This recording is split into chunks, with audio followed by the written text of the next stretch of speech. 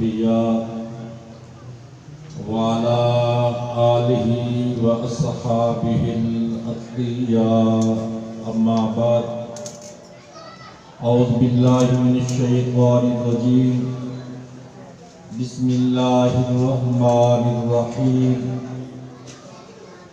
وَلَقَدْ يَسَّرْنَا الْقُرْآنَ لِلذِّكْرِ وقال الله تعالى في مقام آخر وَأَنكِحُوا الْأَيَامَ مِنكُمْ وقال النبي صلى الله عليه وآله وسلم خيركم من تعلم القرآن وعلمه وقال النبي صلى الله عليه وآله وسلم النکاح نصف الایمان او کما قال علیہ السلام سبحان ربک رب العزت عما یصفون والسلام علی المرسلین والحمد للہ رب العالمین. درود پڑھیے اللہ.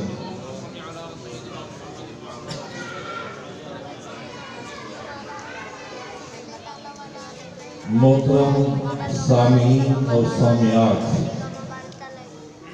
حاضرین اور حاضرات، آج کی جو یہ تقریب ہے ایک تو دو بچوں کا قرآن پاک نازل مکمل ہوا ہے، اس پر خوشی کا اظہار ہے. دوسرا ایک ولیمے کا پروگرام بھی ہے. موقع مال کی مناسبت سے قرآن و سنت کی روشنی میں دونوں عنوان پر مجھے کچھ ضروری بات یاد کرنی ہے. جہاں تک اس مجلس کا تعلق ہے، تمام احباب سے گزارش کے ذرا خاموشی کے ساتھ ادب کے ساتھ تشریف فرما ہو، اس سے کہ یہ پروگرام ایک دینی پروگرام بن گیا، ایک دینی مجلس بن گئی، مذہبی پروگرام بن گیا. اور ایسی مجالس کے تذکرے آسمان پہ ہوتے ہیں. حدیث پاک ہے کہ فرشتے ایسی مجالس جس میں اللہ کا ذکر ہوتا ہے، نبی کریم صلی اللہ علیہ وسلم کی نعت خوانی ہوتی ہے، تو ایسی مجالس کا فرشتے احاطہ کر لیتے ہیں. جب تک مجلس برقرار رہتی ہے فرشتے کھڑے رہتے ہیں، مجلس برخاست ہوتی ہے فرشتے اللہ کے پاس پہنچ جاتے ہیں. اللہ تعالیٰ جاننے کے باوجود فرشتوں سے پوچھتے ہیں کہ تم نے میرے بندوں کو کس حال میں پایا؟ فرشتے جواباً عرض کرتے ہیں کہ اللہ وہ تیرا ذکر کر رہے تھے، تجھے یاد کر رہے تھے. تو اللہ تعالیٰ فرماتے ہیں انہوں نے مجھے دیکھا ہے؟ فرشتے عرض کرتے اللہ دیکھا تو نہیں ہے. فرمایا اگر وہ مجھے دیکھ لیتے پھر کس لگن کے ساتھ اور ذوق اور شوق کے ساتھ تیرے ذکر کرتے. اچھا یہ بتاؤ، کچھ مانگتے بھی تھے یا آپ سے جنت مانگ رہے تھے؟ میں جنت دیکھی ہے جی؟ دیکھی تو نہیں ہے. تو اگر جنت دیکھ لیتے تو پھر کس طرف کے ساتھ جنت کا سوال کرتے. اچھا کسی چیز سے ڈر رہے تھے، پناہ مانگ رہے تھے، یہ دوزخ سے پناہ مانگ رہے تھے. فرمایا دوزخ میں اس کا عذاب دیکھا ہے؟ فرشتے عرض کرتے اللہ دیکھا تو نہیں ہے. فرمایا اگر یہ دوزخ کو دیکھ لیتے پھر کتنے ڈرتے اور کس قدر پناہ مانگتے. اچھا تم گواہ ہو جاؤ میں نے سب کو معاف کر دیا. اس مجلس کی بخشش کے فیصلے اور اعلان اس بات پہ ہونے ہیں. اور ایک حدیث پیچھے بھی آیا کہ فرشتہ کہتا اللہ ایک بندہ ویسے بیٹھ گیا تھا، وہ کہ ذکر اور عبادت کی نیت سے تو نہیں آیا تھا. اللہ تعالیٰ فرماتے حب القوم لا یشقا جلیسہم، یہ ایک ایسا مجمع ہے، ایک ایسی جماعت ہے جس میں جو آئے گا وہ نوازا جائے گا، کوئی بندہ محروم نہیں رہ سکتا. اس لحاظ سے یہ مجلس انتہائی باعث برکت ہے. نمبر 2، حدیث پاک ہے جس مجلس میں قرآن پاک مکمل ہو اس مجلس میں جو دعا مانگی جائے وہ قبول ہو جاتی ہے. اس لحاظ سے چونکہ بچوں نے قرآن پاک مکمل کیا، آج ان کی اختتامی دعا بھی ہے، لہذا یہ مجلس بابرکت قبولیت دعا کی گھڑی ہے. دوستو جہاں تک قرآن مجید کا تعلق ہے، یہ اللہ تعالیٰ کی آخری لا ریب کتاب اور اللہ تعالیٰ کا عظیم الشان کلام. باقی آسمانی کتابوں میں اور قرآن مجید میں بنیادی فرق ہے. باقی کتابیں صرف کتابیں ہیں، لوح محفوظ سے نقل کی گئی اور انبیاء پہ اتاری گئی۔ اللہ تعالیٰ نے باقی آسمانی کتابوں کی تلاوت نہیں کی، اس لیے وہ کتابیں ہی ہیں۔ مگر قرآن کی عجیب شان ہے، اللہ تعالیٰ نے پہلے اس کی تلاوت فرمائی، پھر اس کتاب کو نازل فرمایا۔ اس لیے یہ کتاب اللہ بھی ہے، ساتھ ساتھ کلام اللہ بھی ہے۔ حدیث مبارکہ ہے، زمین و آسمان کی تخلیق سے 1000 سال قبل اللہ تعالیٰ نے اسے قرآن مجید میں سے سورۃ یاسین اور سورۃ طٰہٰ کی فرشتوں کے سامنے تلاوت فرمائی۔ فرشتوں نے جب اللہ رب العزت کی زبان مبارک سے یہ قرآن سنا، ان پر ایک عجیب وجد کی کیفیت طاری ہو گئی اور وہ جھوٹ کر کہنے لگے، مبارک وہ امت جس کی ہدایت کے لیے کتاب اتاری جائے گی، اور مبارک وہ زبانیں جو اس کی تلاوت کریں گی، اور مبارک وہ سینے جو اس کو محفوظ کریں گے۔ ابھی تو قرآن اترا ہی نہیں تھا، مبارک پہلی شروع ہو گئی تھی۔ اس لیے میں ان بچوں کو اور ان کے والدین کو اور ان کے عزیز و اقارب کو مبارکباد پیش کرتا ہوں جن بچوں نے نازل قرآن پاک مکمل کیا۔ حدیث سماعت فرمائے، ایک حدیث میں آیا کہ جو بندہ اپنی اولاد کو نازل قرآن پاک پڑھا دے، اللہ تعالیٰ والدین کے تمام صغیرہ کبیرہ گناہوں کو معاف فرما دیتے ہیں۔ تو یہ نازل پڑھانا بھی بہت بڑی سعادت ہے، یہ والدین کے لیے بخشش کا ذریعہ ہے۔ ویسے بھی قرآن مجید کا یہ حق ہے کہ اس کو پڑھنا چاہیے، پڑھنا آنا بھی چاہیے، اور اس کے بعد پھر اس کو ہم نے سمجھنا ہوتا ہے۔ تو پہلے اس کو پڑھنا ہوتا ہے، پھر سمجھنا ہوتا ہے، تاکہ یہ قرآن مجید کو ہم سمجھیں اور اس قرآن مجید سے ہم رہنمائی حاصل کریں۔ تو یہ تو عظیم الشان وہ کتاب ہے جس کا پڑھنا بھی عبادت ہے اور پڑھانا بھی عبادت ہے، سننا بھی عبادت ہے اور سنانا بھی عبادت ہے۔ اس کتاب کی زیارت بھی عبادت ہے، اور اس کتاب کی تلاوت تو بہت بڑی عبادت اور نیکی کا کام ہے۔ ہمارا مشاہدہ یہ ہے، واقعات یہ بتاتے ہیں کہ قرآن مجید کی محض زیارت سے اللہ تعالیٰ نے کئی بندوں کی بخشش فرما دی۔ مشہور واقعہ ہندوستان میں ایک آدمی کا انتقال ہو گیا، اور اس آدمی کا تعلق اس بستی سے تھا جس بستی کے لوگ ان پڑھ تھے اور وہ جنازہ پڑھانا بھی نہیں جانتے تھے۔ مہاراج جیسے کیسے غصہ دے سکتے تھے، غسل دیا، کفن دیا، اور اس کی میت کو لا کر سڑک کے کنارے پہ رکھ دیا، شاید جہاں سے کہ اللہ کا بندہ گزرے اور اس سے ہم اپنے اس میت کا جنازہ پڑھوائیں گے۔ چنانچہ مولانا تمیز الدین صاحب ایک بہت بڑے عالم دین تھے، ان کا وہاں سے گزر ہوا، اس سے پوچھا کہ آپ لوگ کیوں بیٹھے ہیں؟ انہوں نے کہا جی ہمارا بندہ مر گیا اور ہمیں جنازہ پڑھانا نہیں آتا، ہم اس انتظار میں بیٹھے ہیں کہ اللہ کا کوئی بندہ آئے اور ہمارا یہ جنازہ پڑھائے۔ حضرت نے فرمایا کہ میں جنازہ پڑھا دیتا ہوں، مگر مجھے جلدی ایک دفعہ خود کر لینا۔ مگر جی آپ کی مہربانی جنازہ پڑھا دیں۔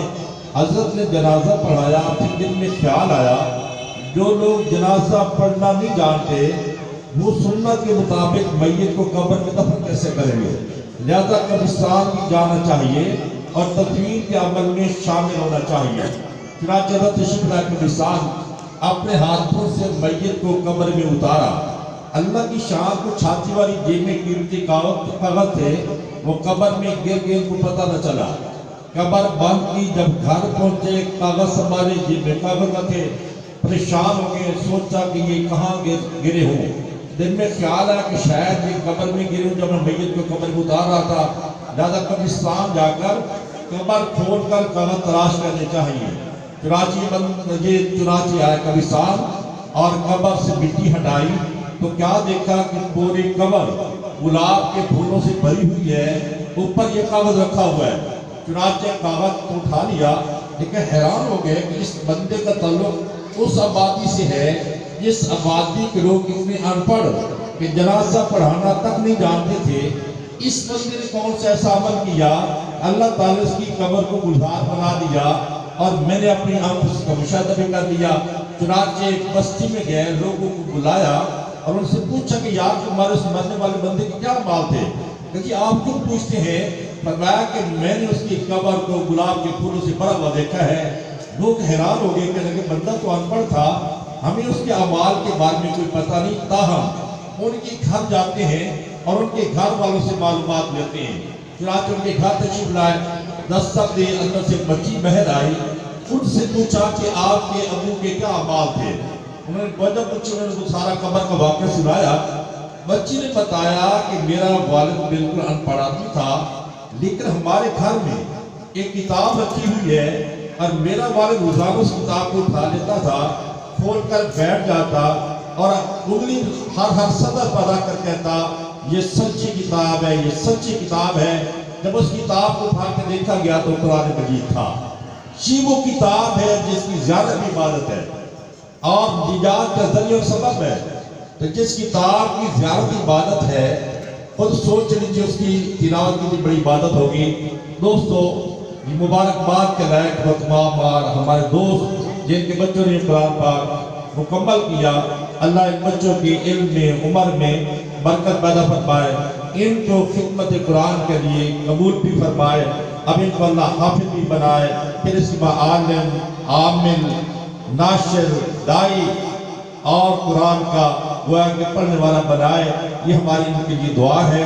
اور اس کے ساتھ ساتھ دوسرا حصہ جو ہماری گفتگو کا ہے وہ ذرا چونکہ ولیمے کا موقع ہے, تو میں یہ چاہتا ہوں کہ اس موقع پر آپ لوگوں کے سامنے نکاح کا فلسفہ بیان کر دیا جائے.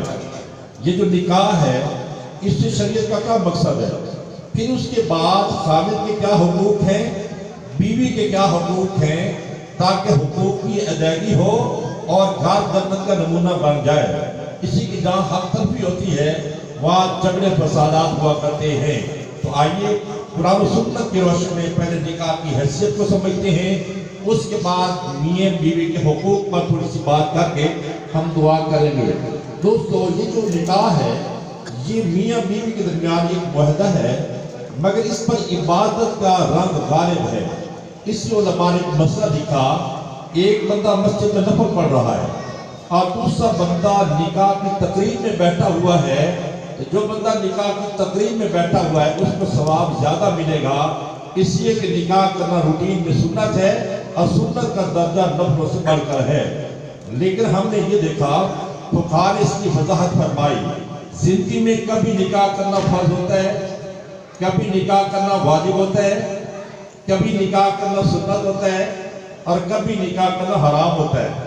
اب اس بات کو سماعت فرما لیں کہ جب ایک بندہ نکاح کرنے کی پوزیشن میں ہے, وہ اخراجات برداشت کر سکتا ہے, افورڈ کر سکتا ہے, اور نکاح نہ کرنے کی صورت میں اس سے یقین ہے کہ میں کسی گناہ میں مبتلا ہو جاؤں گا, ایسے بندے پہ فرض ہے کہ وہ نکاح کرے اور گناہ سے بچ جائے. اور جس بندے کو یقین تو نہیں لیکن اسے زیادہ چانس یہ ہے کہ گناہ کر بیٹھے گا, غالب گمان یہ کہ گناہ سے ہو جائے گا, ایسے بندے کے لیے نکاح کرنا واجب ہے. روٹین میں عام حالات میں نکاح کرنا سنت ہے, لیکن جو شخص اپنی بیوی کے حقوق ادا نہیں کر سکتا, خواہ حقوق مالیہ ہوں یا حقوق زوجیت ہوں, ایسے شخص کے لیے نکاح کرنا حرام ہے. اس کی بلا وجہ ایک عورت کو اپنے نکاح میں محبوس کرنا, قید کرنا اور اس کا حق ادا نہ کرنا یہ ظلم ہے, اور اس کا سبب نکاح بنتا ہے, نکاح کرنا اس کے لیے جائز نہیں ہے. نمبر 2, اس بات کو سمجھنا ہے کہ شریعت کی نظر میں کہ نکاح کا فلسفہ کیا ہے, مقصد کیا ہے. تو شریعت میں نکاح کے بنیادی طور پر 3 مقاصد ہیں. ایک مقصد یہ کہ نکاح کے ذریعے زوجین میاں بیوی دونوں گناہوں سے بچ جاتے ہیں. قرآن مجید میں شادی شدہ عورتوں کے لیے لفظ استعمال ہوا ہے بالمحصنات. پارہ نمبر 5 کا پہلا لفظ ہے المحصنات. یہ محصنات کا لفظ نکلا الاحسان سے, احسان سواد کے ساتھ, اور یہ احسان کا لفظ نکلا ہے حسن سے, اور حسن کہتے ہیں قلعے کو, یہ جس کو قلعہ بولتے ہیں. جیسے کوئی فوج قلعے میں بند ہو جائے, دشمنوں کے حملوں سے بچ جاتی ہے, ایسے نکاح کے بعد میاں بیوی دونوں شیطانی حملوں سے بچ جاتے ہیں. تو ایک مقصد نکاح کا گناہ سے بچنا ہے.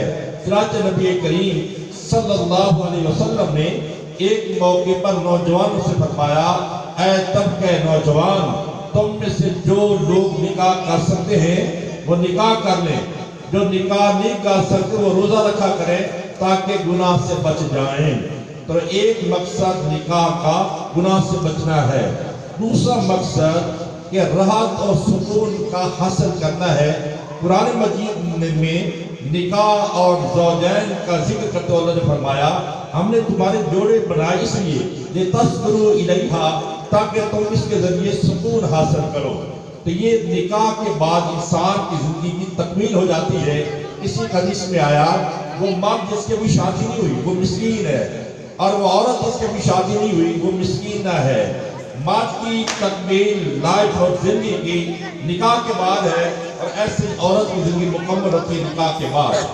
और निकाह एक जरिया है इंसान के दिमागी जिस्मानी हर लिहाज से सुकून और राहत का। उसकी एक सादा सी मिसाल समाज फरमाए, एक बंदा मजदूर है, पूरा दिन तगारी उठाता है और शाम को घर लौट के आता है, और उसकी शादी नहीं है, मुजर्रद आदमी है, अनमैरिड है। अब वो घर जब आए तो उसे खाना का खुद तैयार करना पड़ जाए, सालन भी बनाए, रोटी भी बनाए, तो उसके लिए बहुत बड़ा मसला है। लेकिन अगर ये थका मादा मजदूर खा रहा है और उसकी बीवी घर में मौजूद पहले से उसके लिए खाना तैयार करके बैठी हो और उसको पेश कर दे, उसकी सारी थकावट दूर हो जाएगी। लिहाजा जिस्मानी लिहाज से, दिमागी लिहाज से निकाह का एक मकसद सुकून हासिल करना है। तीसरा मकसद है औलाद का हुसूल, क्योंकि हर इंसान की ये ख्वाहिश होती है कि मेरी औलाद हो ताकि मेरे मरने के बाद मेरी तरक्की की वारिस बने, उसके जरिए मेरा नाम बाकी रहे। तो ये औलाद की ख्वाहिश एक फितरी ख्वाहिश है, हत्ता कि अल्लाह के पैगंबर भी मुस्तस्ना नहीं। कुरान मजीद को अगर आप पढ़ें, दो ऐसे पैगंबरों का जिक्र कुरान मजीद में मौजूद है जिन्होंने बुढ़ापे में अल्लाह ताला से औलाद की दुआ की है, और अल्लाह ने उनको बुढ़ापे में औलाद अता फरमाई। एक हज़रत इब्राहीम अलैहिस्सलाम, जिनकी दुआ कुरान में मौजूद है, रब्बि हबली मिनस सालिहीन, अल्लाह मुझे सालेह नेक बेटा अता फरमा। दूसरा हज़रत ज़करिया अलैहिस्सलाम की दुआ, रब्बि हबली मिन लदुनका ज़ुर्रियतन तय्यबा, अल्लाह मुझे अपने खजाना से एक पाकीज़ा सुथरी नेक औलाद अता फरमा। यहाँ पर उलमा ने जो नुक्ता लिखा है उसको आप ज़हन में रख लीजिए कि जब भी अल्लाह ताला से आप औलाद मांगे, पैगंबरों की दुआ में एक सबक हमारे लिए मौजूद है, रब्बि हबली मिनस सालिहीन, औलाद नेक साले मांगे, और रब्बि हबली मिन लदुनका ज़ुर्रियतन तय्यबा, पाकीज़ा सुथरी औलाद। गोया दुआ औलाद की जब भी कभी करें तो अल्लाह से नेक औलाद मांगा करें, अल्लाह औलाद नेक अता फरमा। इसलिए किसी औलाद मिल जाना ये इतनी खुशी की बात नहीं है, उसका नेक होना ये आंखों की ठंडक है, ये सबसे ज्यादा खुशी का बहस होती है। ताहम तो ये औलाद की ख्वाहिश हर बंदे के अंदर मौजूद है। अब ये औलाद कैसे हासिल हो सकती है? उसके दो ही तरीके हैं, या निकाह या कोई नाजायज ताल्लुकात। लेकिन नाजायज ताल्लुकात से जो औलाद जन्म लेती है बदकारी के नतीजे में, वो हरामजादे का उनको कौन पालता, कौन बर्दाश्त करता है? तो वह जरिया है औलाद के हुसूल का, वो निकाह है। इससे इसको जारी किया गया। अल्लाह के महबूब का फरमान है, तुम ऐसी औरतों से शादी करो जो बच्चे भी ज्यादा जने और खामदों से मोहब्बत भी ज्यादा करें, ताकि उनका घराना खुशियों का गहवारा बन जाए। अब जरा आइए, हर बंदे की ख्वाहिश ये कि उनके घर गोया के खुशियों का एक गहवारा बने। उसके लिए शरीयत ने कुछ हुकूक मुकर्रर किए हैं। खामिद के हुकूक हैं तो बीवी के फरैज़ जिम्मेदारी है, और बीवी का हुकूक है तो खामिद की जिम्मेदारी उसके फराज है। तो मैं पहले इस खामिद के चंद हुकूक अर्ज करूँगा, फिर उसके बाद बीवी के हुकूक अर्ज करके बात को मुकम्मल करेंगे। खामिद का पहला हक ये है कि बीवी उसका अदब एहतराम करे, और हमारे माशरे में इसका पूरा पूरा लिहाज रहा है। औरतें कभी भी अपने खामदों का नाम लेकर नहीं पुकारा करती, इसलिए कि नाम लेने में अदब मलहूज नहीं रहता, बेअदबी है। चुनांचे इसी पर एक लतीफ़ा मशहूर है। एक औरत जिसके खामिद का नाम था रहमतुल्लाह, जब वो नमाज पढ़ती और इख्तिताम पर सलाम फेरती दाएं बाएं, यूं कहती है अस्सलामु अलैकुम निक्के का अब्बा, अस्सलाम वालेकुम लिख के काबा, यानी अगर मैं रहमतुल्लाह कहूँ तो मेरे खाविज का नाम है तो कहीं बेअदबी ना हो जाए। अब भी समझती उसकी, तो कहने का मकसद ये है कि अदब इसी में है कि नाम लेके बीवी खाविज को न पुकारे। अदब एहतराम का पूरा लिहाज करना है और खाविज के मकाम को समझने के लिए ये हदीस पेश नजर है। अल्लाह के महबूब का फरमान है, अगर मेरी शरीयत में गैरुल्लाह को सजदा करने की इजाजत होती मैं औरतों को हुक्म देता खाविजों को सजदा करें, लेकिन चूंकि मेरी शरीयत में गैरुल्लाह को सजदा करने की इजाजत नहीं, दादा कोई औरत अपने खाविज को सजदा नहीं कर सकती, कोई शागिर्द अपने उस्ताद को सजदा नहीं कर सकता, कोई मुरीद अपने पीर को सजदा नहीं कर सकता, चूंकि सजदा गैरुल्लाह का हराम है। इससे आपको अंदाजा हो गया कि खाविज का कितना बड़ा मकाम है जिसका एहतराम बीवी पर लाजिम है। दूसरा जो खाविज का हक है वो है उसकी इताअत और फर्मा बरदारी। शरीयत की हुदूद में रहते हुए खाविज का हुक्म मानना औरत पर लाजिम है। चुनांचे हदीस से पाक है कि खाविज बीवी को हुक्म दे, उसे बुलाए और औरत उसके कहने पे ना आए और वो पूरी रात मुसल्ले पर बैठकर इबादत करती रहे, ताकि उस पर खुदा की भी लानत है, फरिश्तों की भी लानत है। उसने अपने खाविज का कहना क्यों नहीं माना, तो खाविज की इताअत लाजिम फर्ज है बीवी पर, लेकिन शर्त ये कि वो खिलाफ शरअ खाविज हुक्म न दे, क्योंकि ला ताअता लिमखलूकिन फी मासियतिल खालिक, जहाँ अल्लाह की नाफरमानी होती हो वहाँ किसी की इताअत की गुंजाइश नहीं रहती। चुनांचे इताअत और फरमाबरदारी ये खाविज का दूसरा हक है। और तीसरा हक ये कि ये औरत अपने खाविज की इज्जत आबरू और उसके माल पर तहफ़्फ़ुज़ करे। चुनांचे हदीस पाक है कि बेहतरीन औरत वो है कि जिसको आप देखें और आपका दिल खुश हो जाए कि मेरा इंतखाब बहुत अच्छा था कि मैंने खूबसूरत और खूबसीरत औरत का इंतखाब किया शादी के लिए। आप देखें तो आपका दिल खुश हो जाए, आप हुक्म दें, वो आपके हुक्म को माने, तामील करे। और तीसरा ये है कि आपके माल की मुहाफ़िज़ हो और आपकी इज्जत आबरू का तहफ़्फ़ुज़ करे। किसी गैर शख्स को अपने घर में मत आने दे जिसके आने को आप पसंद नहीं करते। एक अच्छी बीवी की सिफात बयान की गई। गोया कि खाविज का यह हक है, बीवी की ये जिम्मेदारी है कि खाविज के खून पसीने की कमाई को ऐसे बर्बाद न करे, उसका तहफ़्फ़ुज़ करे और उसकी इज्जत आबरू का भी लिहाज रखे। उसके बाद एक बड़ा अहम हक ये है कि खाविज के जो वालिदैन हैं और उस बीवी के लिए वो सास ससुर का दर्जा रखते हैं, लिहाजा उस औरत को चाहिए कि खाविज के वालिदैन को अपने वालिदैन की तरह उनके साथ हुस्न सलूक से पेश आए। क्योंकि रिवायात में आता है शादी से पहले मर्द का यानी खाविज का भी एक बाप था, एक माँ थी, और बीवी का भी एक बाप था, एक माँ। लेकिन शादी के बाद इनमें से हर एक के दो बाप हैं, दो माएँ हैं, यानी हर एक में उसका सास ससुर माँ बाप का दर्जा रखता है। तो बीवी अपने सास ससुर को अपने माँ बाप का दर्जा दे, वही एहतराम करे जो अपने माँ बाप का करती है।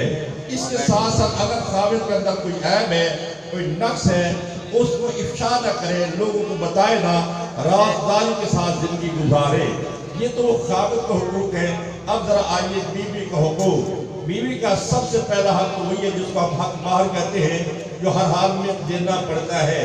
देखिए हक माहर एक तय हो जाता है। इसके बाद एक और चीज जो निकाह में आमतौर पर लिखी जाती है ना, यानी उसका महाना जेब खर्च, इसको लोग मामूली समझते हैं, हालांकि इसमें बहुत बड़ी हिकमत है। समाज फरमाएं, कभी ऐसा होता है कि यानी एक इकट्ठी फैमिली रह रही होती है, क्या होता है यानी उस खाविज का बाप भी वहाँ है, वालदा भी है, भाई भी रहते हैं, और खर्च बाप या वालदा के हाथ में होता है घर का निज़ाम चलाना। तो ऐसे मौके पे ज़रूरी होता है कि बंदा अपनी बीवी को कुछ अलग पैसे दे ताकि इन ज़रूरत उसके काम आए। मिसाल के उसको अचानक तकलीफ होगी, दवाई लेनी है, कोई सहेली आ गई उसको बोतल में पिलानी है, कोई फकीर आ गया तो सबका खिलाफ करना है, बार बार ससुर से या सास से मांगते हुए शर्म आती है। इसलिए अलहदा जेब खर्च बीवियों को देना ये ज़रूरी है ताकि वो अपनी पर्सनल अपनी ज़रूरियात को पूरी कर सके, बार बार उसे हाथ न फैलाना पड़े और न किसी से मांगना पड़े। लिहाजा पहला हक महर है। इसके बाद नाम नफका सुकना रिहाइश, रिहाइश के बारे में समाज फरमाए, अलहदा मकान देना तो ज़रूरी नहीं, लेकिन जिस घर में आप रहते हैं कम अज कम आप उसको अलहदा कमरा जरूर दें। अगर आप उसको अलहदा कमरा नहीं दे सकते, आप शादी नहीं कर सकते, इसलिए कि जहाँ वो औरत अपना सामान रख सके और अपने खामिन के साथ खलवत में कुछ वक्त गुजार सके, अलहदा कमरा का देना इंतहाई जरूरी है। इसको हम सुकना बोलते हैं, नान नफ का सुकना, ये बीवी का हक है। इसके बाद बीवी का ये हक है कि खामिन उसको प्यार दे। हमने कई बार देखा आउट ऑफ फैमिली शादी हो जाती है, खामिन ने उस लड़की को कभी नहीं देखा, लड़की ने उस मर्द को कभी नहीं देखा जिंदगी में, लेकिन निकाह हुआ, वो खामिन के साथ उसके साथ चली गई। अब उसने निकाह के बाद अपने माँ बाप को छोड़ा, अपने बहन भाइयों को छोड़ा, अजीज रिश्तेदारों को छोड़ा, रिश्ते के मोहब्बत के सारे रिश्ते खामिन की खातिर बीवी ने कुर्बान कर दिए हैं। अब खामिन पे लाजिम है उस घर में अपनी बीवी को प्यार दे, लड़ाई झगड़े से इज्तनाब करे, लिहाजा उसे घर में कोई परेशानी न हो, कोई टेंशन न हो, बल्कि सुकून के साथ मोहब्बत के उस माहौल में वो अपनी जिंदगी गुजार सके। तो प्यार देना खामिन पर लाजिम है, ये बीवी का हक है, क्योंकि उसने बड़े प्यारे रिश्ते खामिन की खातिर छोड़े हैं। उसके बाद चूंकि औरत जात बुनियादी तौर पर जज्बाती साबित हुई है, हदीस में आता ना के साथ अक्ल व दीन, इनका दीन भी नाकिस है, समझ भी कम है, नाकिस अकल है। लिहाजा दूसरे नंबर पर अल्लाह ताला ने चूंकि इनसे औलाद की परवरिश करानी थी, इनके अंदर नरमी भी रखी, तहम्मुल भी रखा, साथ साथ जज्बात भी रखी। उन्हीं के मोहब्बत के जज्बात में आकर बच्चों को अपने अंदर प्यार करती हैं, सीने से लगाती हैं। तो लिहाजा इनके अंदर चूंकि जज्बात में पाई जाती है, तो लिहाजा खामिन को चाहिए अगर बीवी से कोई गलती हो जाए या जज्बात में कोई सख्त जुमला कह दे, उसको बर्दाश्त करे और दरगुजर करे। क्योंकि मर्द मर्द है, औरत औरत है, मर्द को मर्दानगी का सबूत देना चाहिए और दरगुजर से काम लेना चाहिए।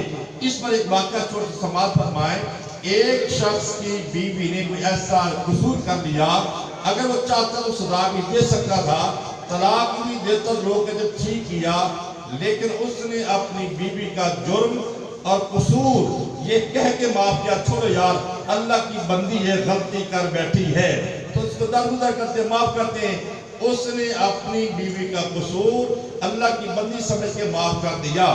चंद दिनों के बाद खामिन का इंतकाल हो गया, किसी ने उनको ख्वाब में देखा और पूछा कैसे गुजरी, कहने लगा अल्लाह ने मेहरबानी फरमाई और मेरी बख्शिश हो गई। अच्छा ये बताइए कि कौन सा अमल आपका बख्शिश का सबब और बैस बना? उसने कहा कि मुझे अल्लाह ताला ने अपनी बारगाह में तलब किया, मैं हाजिर हुआ। अल्लाह ने फरमाया कि सुन मेरे बंदे, आपने अपनी बीवी का कसूर मेरी बंदी समझ के माफ किया था, मैं तुझे अपना बंदा समझ के माफ करता हूँ। तो बीवी को माफ करने के सिले में अल्लाह ताला ने खामिन की बख्शिश फरमा दी। इससे खामिन पर लाजिम है कि वो इज्जत से काम ले, हर छोटी छोटी बात पर झगड़े करना, फसाद करना ये बहुत बुरी बात है। इसके साथ साथ आखिर फिर वही बात होकर ये मुश्तरका हक है। अब खामिन की भी जिम्मेदारी है कि अपने सास ससुर यानी लड़की के वालिदैन के साथ दूसरे सलूक से पेश आए और उनके साथ अच्छा बर्ताव करे। तो चूंकि कभी कभार ऐसा होता है मियां बीवी में अच्छी बनती है, लेकिन झगड़े ऊपर वालों की वजह से हो जाते हैं कि बीवी अपने सास ससुर को इकराम नहीं देती या खामिन अपने सास ससुर का इकराम नहीं करता, जिस वजह से झगड़े पर फसादात होते हैं। लिहाजा शरीयत ने इस मसले का हल ये पेश किया कि यूं समझिए अब तुम्हारी शादी के बाद दो बाप हैं, दो माएँ हैं, सास ससुर को दर्जा दिया जाए तो घरों में कभी झगड़े फसाद नहीं होते। और याद रखिए हदीस में आया कि जब खामिन बीवी को लेकर मुस्कुराए और बीवी खामिन को लेकर मुस्कुराए, अल्लाह दोनों को लेकर मुस्कुराते कि कितना अच्छा घराना है।